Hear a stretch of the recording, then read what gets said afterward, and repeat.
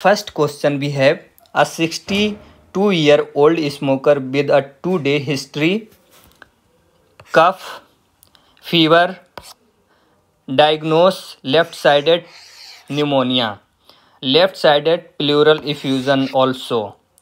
6 intercostal space pleural fluid is aspirated and sent for the test. Which one of the following is an indication for inserting a chest drain? So my dear friend, if I talk about option A, blood sustained pleural fluid. Blood sustained pleural fluid is incorrect. Why? This is not an indication for insertion of the chest drain. Option B, pleural fluid glucose more than 2 mmol per liter is incorrect. This is not an indication for insertion of a chest drain.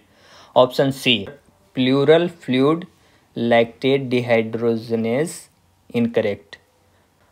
So the right choice we have option D, pleural fluid pH less than 7.2. Now let's discuss about some more important point related to this question.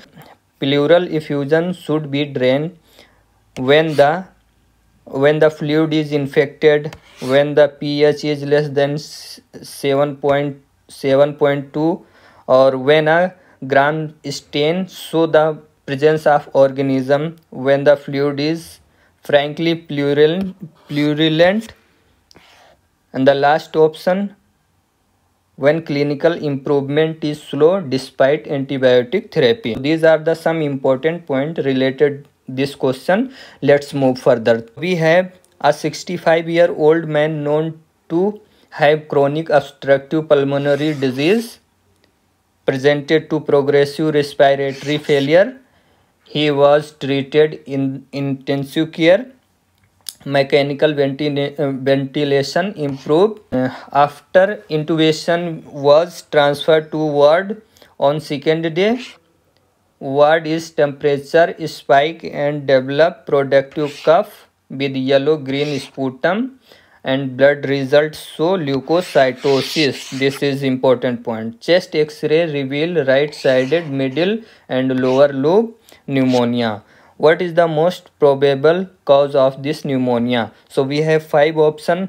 Let's discuss one by one. So if I talk about aspiration pneumonia is incorrect. There is no history given to suggest this gentleman has aspirated. Okay, so that is wrong option. Now option number B, Haemophilus pneumonia is also incorrect. Why? Because Haemophilus pneumonia is more typically as seen cause of community acquired pneumonia. So that's gonna be also in. This man has a nosocomial pneumonia and likely associated with invisibly ventilated Pseudomonas aeruginosa is a common cause of ventilator associated pneumonia. So that's gonna be also incorrect. We have option D. Option D is correct. Why? Because Pseudomonas pathogen in patient with bronchiectasis and cystic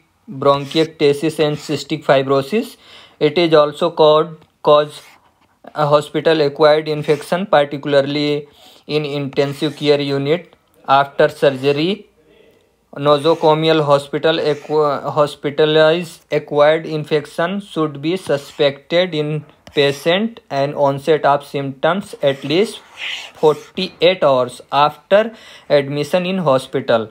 Sputum color also give a clue to more likely diagnosis. Okay, so these are the some important points. Pseudomonal pneumonia. Okay, let's move third question. A 30-year-old is feared present with a 1 week history of headache, rhinitis, pharyngitis associated with high fever. Okay, and you suspect illicit systolic murmur examination. 3 days ago notice painful cough, blood stream, phlegm. What is the most likely diagnosis? So we have 5 options: borreliosis, brucellosis, pulmonary embolism, Q fever, tuberculosis. What do you think here? right choice. So if I talk about option A, borreliosis is incorrect. Why? Because borreliosis also known as Lyme disease. Lyme disease, my dear friends, please remember, cause the bacterium Borrelia burgdorferi and classically transmitted via bite form and infected tick. Classical symptoms include such as headache, malaise, fever, facial paralysis, arthritis, characteristic rash, that is erythema migrans. Okay, so that is incorrect. To the brucellosis. Brucellosis is a zoonotic infection bacteria from the Brucella genus are transmitted from animal to human via aerosol or eating contaminated food product, direct contact with an infected animal. So that's gonna be incorrect. Brucellosis incorrect. Let's move pulmonary embolism. If I talk about pulmonary embolism, this history is clearly that of infectious or high fever, upper respiratory tract symptoms and suggest endocarditis. So that's gonna be incorrect. Okay. So we have option D, Q fever. Q fever is correct option. Okay. Why? Let's discuss some important point. Q fever, zoonotic disease caused by Coxiella burnetii bacterium that is distributed globally. Cattle and sheep, goat primarily reservoir of because the disease underreported. Scientists cannot reliably assess how many causes of Q fever actually occur worldwide.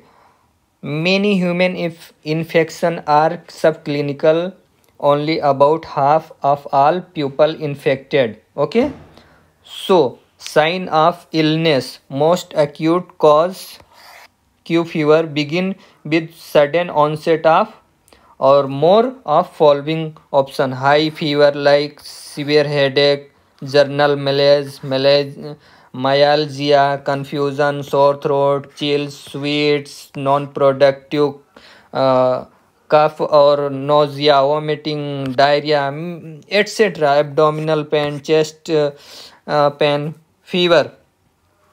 Fever usually 1 to 2 weeks. Weight loss can occur. Some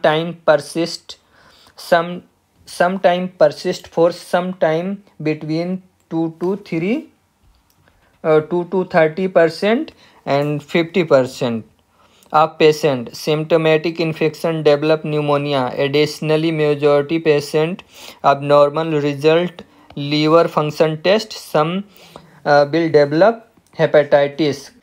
The confirmation diagnosis of Q fever, serological testing detection presence of Coxiella burnetii. Okay, let's move further.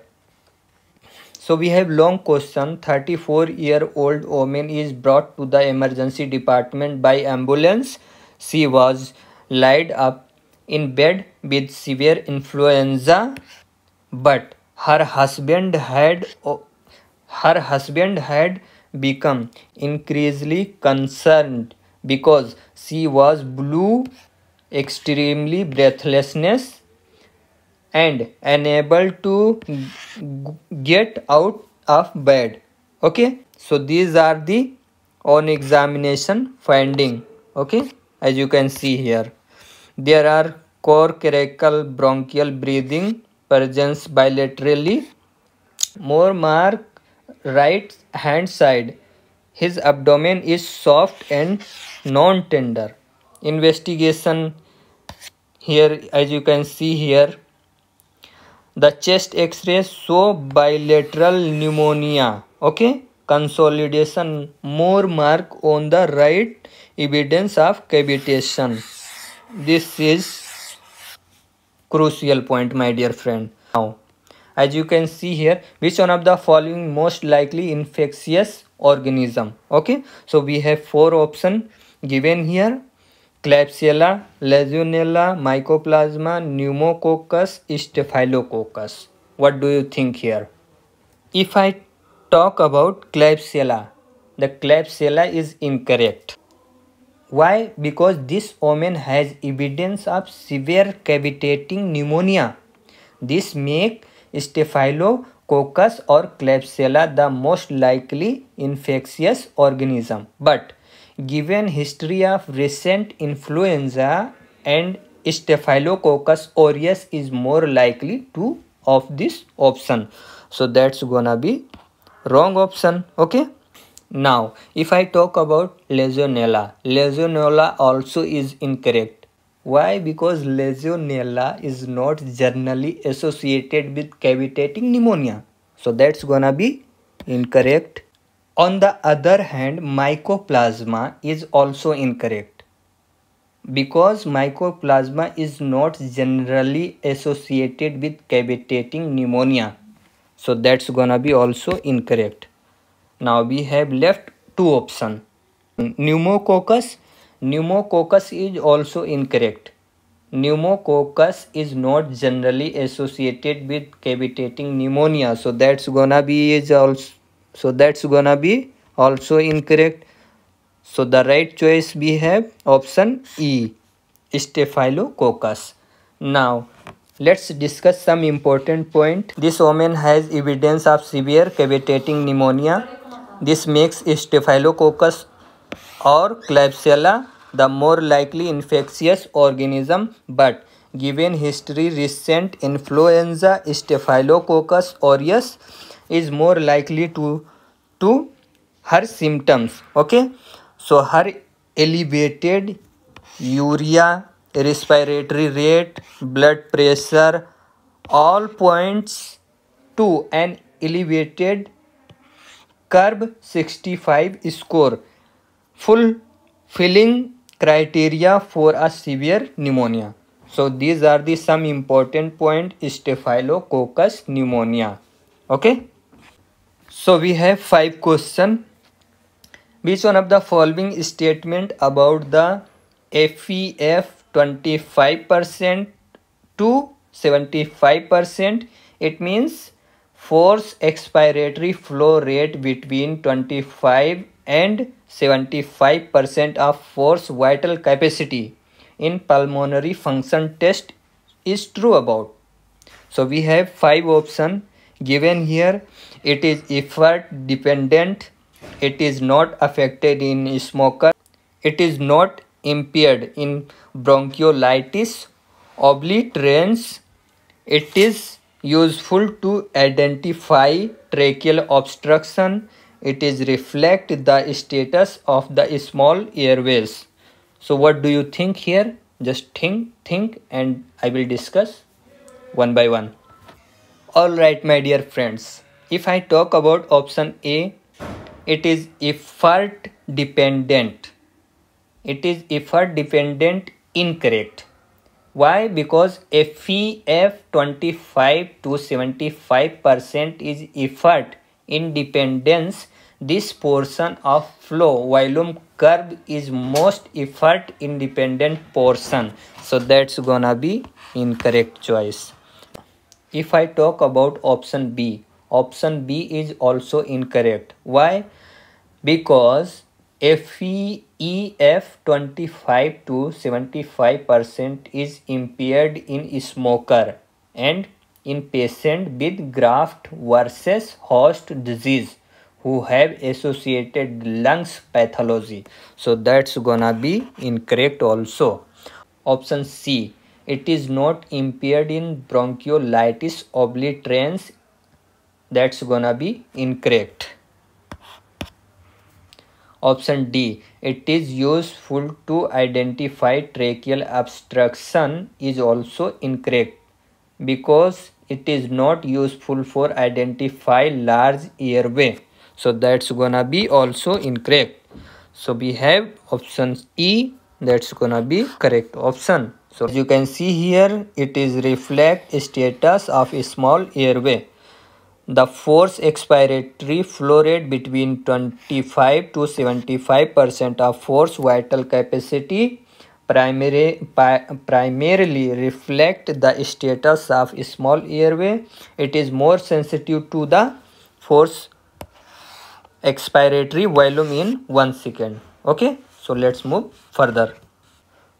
Question number 6. 40-year-old previously well non-smoker, present with a 6-year history of progressive breathlessness.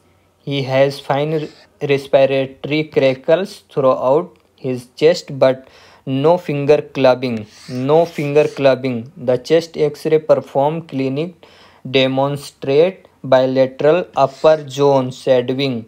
Lungs function test show restrictive lungs defect. What is the most likely diagnosis? So we have choices: amidron pneumonitis, asbestosis, extrinsic allergic alveolitis, idiopathic pulmonary fibrosis, lymphangiomyomatosis. Okay, what do you think here? Okay, let's discuss amidron pneumonitis. Amidron pneumonitis is incorrect. Although severe drugs are associated with development of upper lobe fibrosis, especially amidron and methotrexate. So that's gonna be incorrect. Option B, asbestosis. Asbestosis is also incorrect. Why? Because typically affect the lower lobe initially. So that's gonna be incorrect. Okay, if I talk about extrinsic allergic alveolitis, that's gonna be correct choice. My dear friend, you might be thinking why it is correct option. Let's discuss some important point regarding this question. Extrinsic allergic alveolitis upper zone distribution X-ray change suggests a granulomatous drugs induced process given no history. Okay, is given to suggest the patient on long-term medication most likely diagnosed extrinsic allergic alveolitis is type 3 delayed hypersensitivity reaction developed response to an inhaled protein, has both acute and chronic form. Patient typically develop crackles, absence of clubbing, and have upper zone X-ray change in many cases. Circulating precipitin and detectable common from UK include farmers' lungs and birds' fanciers' lungs. Okay, let's move. Question number 7. A 38-year-old man present with emphysema. He is non-smoker, also has abnormal liver function test, and his liver biopsy reveal evidence cirrhosis. Okay, you suspected antitrypsin deficiency. What is the genotype that fit best this clinical picture? So, all right, my dear friend. So option A PIMM, option B PIMZ, option C PISS, option D PISZ, option E PIZZ. Okay, what do you think here? The correct choice. All right, my dear friends. So let's discuss one by one. Option A PIMM genotype is associated with normal level of alpha 1 antitrypsin. So that's gonna be incorrect. However, PIMZ is incorrect. Why? Because heterogeneous are less likely to develop liver disease and tend to develop less severe lungs disease. Okay? So although the PIMZ or PISZ genotypes can experience accelerate emphysema associated with smoking. Okay, so level of alpha 1 antitrypsin correlate with genotype in homozygous level. Okay, are around 10% of the normal level, whereas heterogeneous have level at around 60% of normal. The best prognosis in alpha-1 antitrypsin deficiency is seen in non-smoking patients. So that's gonna be incorrect option. On the other hand, PISS is incorrect. Patient with PISS genotype produce approximately 60% of normal alpha-1 antitrypsin level and have increased risk of developing emphysema, particularly if they smoke cigarette. The presence of liver disease, as described in this case, is more associated with the PiZZ genotype. Okay, so which result in severe alpha-1 antitrypsin deficiency. Okay, so that's gonna be incorrect. Okay, PISZ is incorrect. Heterogeneous are less likely to develop liver disease and tend to develop less severe lungs disease. So that's gonna be also incorrect. So right choice we have option E, PIZZ. Let's discuss some important point regarding this question. Okay. So the right choice option E, PIZZ. This man has severe disease which is most commonly associated with PIZZ genotype, 50% of normal and alpha-1. This is alpha-1 antitrypsin level. Such a patient might even present with liver disease, childhood, required eventual transplantation. Around 10 to 15% patient with the PIZZ genotype develop cirrhosis by the age of 15 years and 75% develop respiratory problem. Okay. Question number 8. A 62-year-old man with non-small cell lungs cancer come to multidisciplinary clinic assessment with respect to possible right pneumonectomy. According to guideline, which one of the following is represent most scientific barrier pneumonectomy? Alright, my dear friends, so we have option A, FEV1 of 1.7 liter. This is correct choice. Let's discuss some important point. FEV1 less than 2.01 for the pneumonectomy or less than 1 liter for the lobectomy may sufficiently impact on ability to proceed surgery. In this case, with an FEV1 of 1.7 liter, transfer factor assessment is likely to be required and shuttle walk test. Okay, shuttle walk test.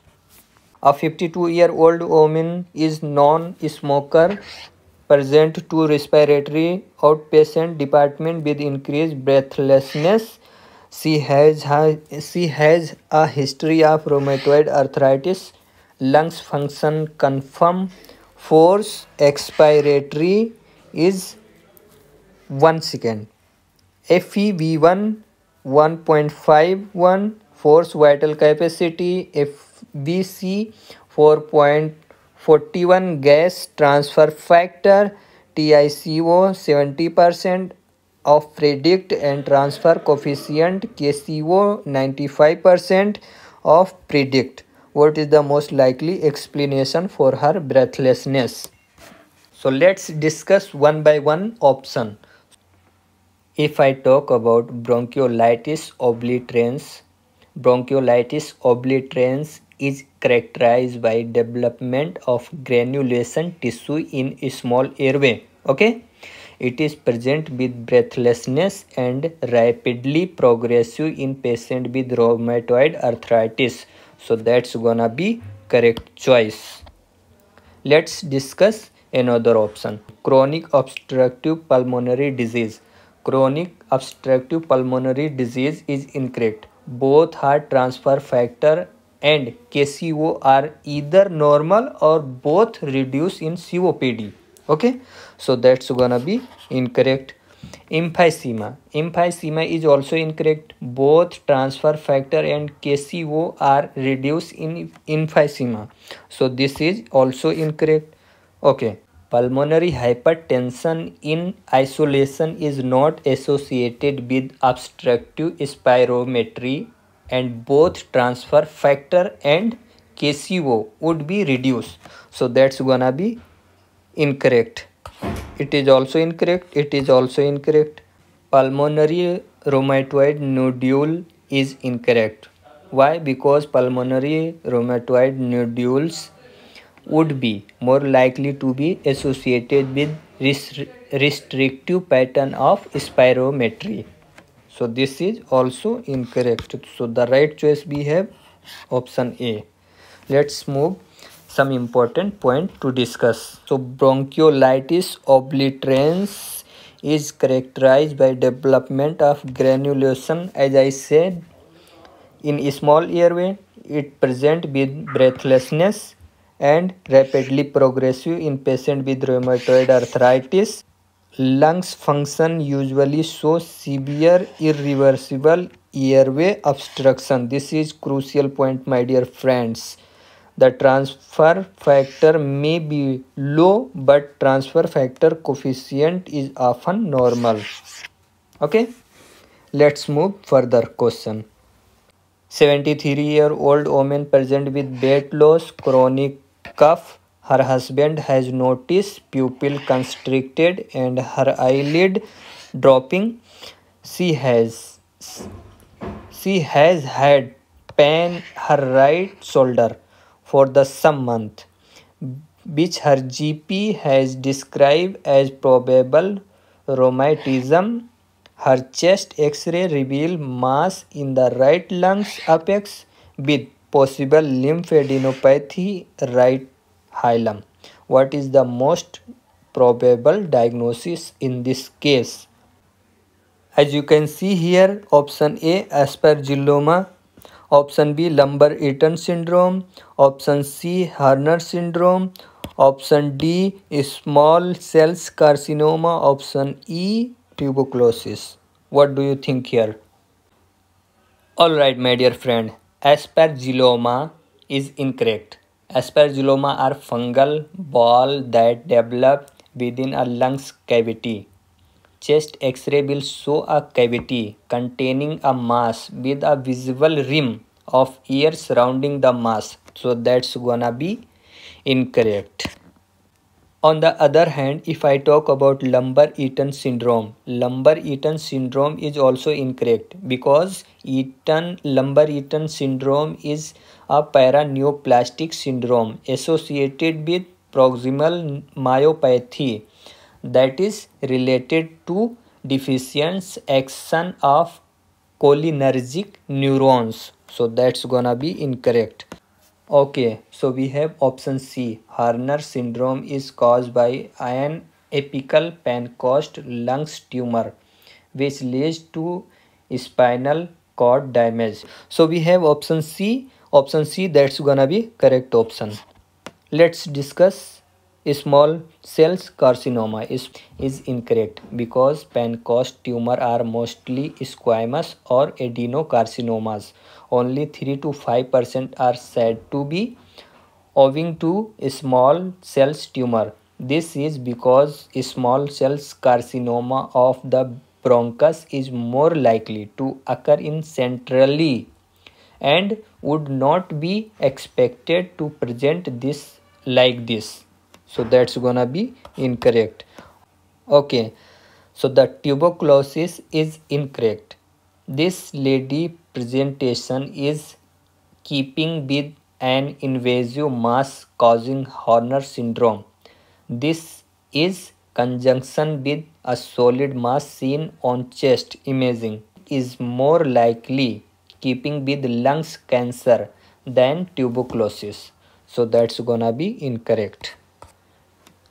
Let's discuss some important point regarding this question. Okay. So the Horner syndrome is caused by apical Pancoast lungs tumor which lead to spinal cord damage between spinal nerve root CA2T1. Symptoms are pupil constriction, ptosis, facial and hydrosis. So these are the sign and symptoms.